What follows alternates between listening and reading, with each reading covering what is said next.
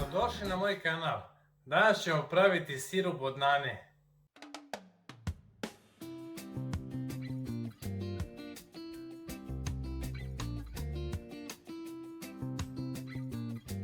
Osamsto grama šećera sipati u šerpu.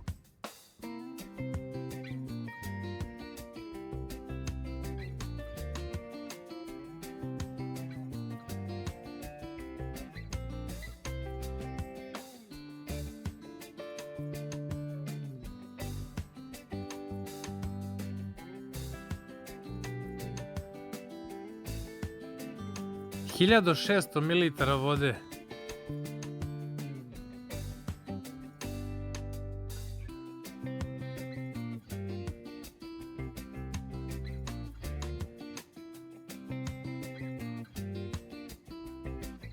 Staviti da se kuva dok ne počne da ključa.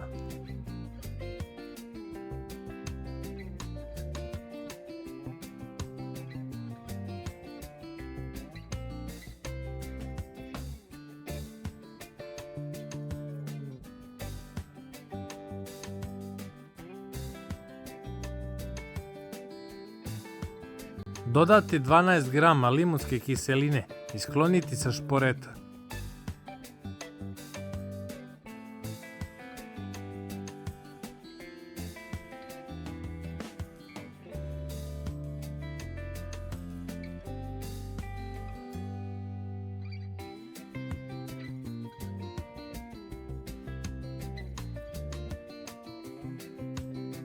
Ostaviti da se sirup malo prohladi, da bude mlak.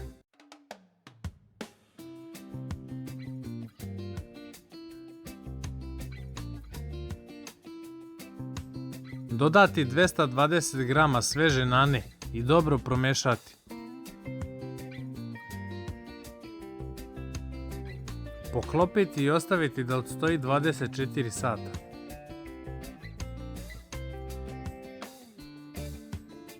Zatim procediti sirup.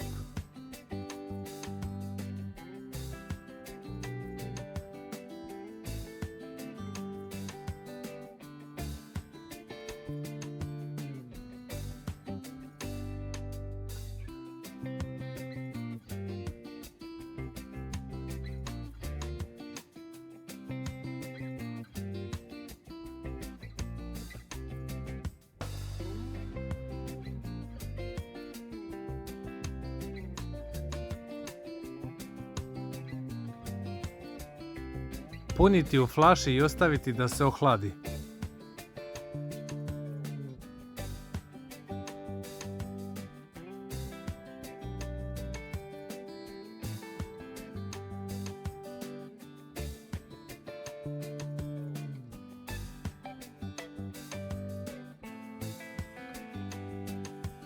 Ukoliko vam se svidio ovaj recept, zapratite moj kanal za još novih videa.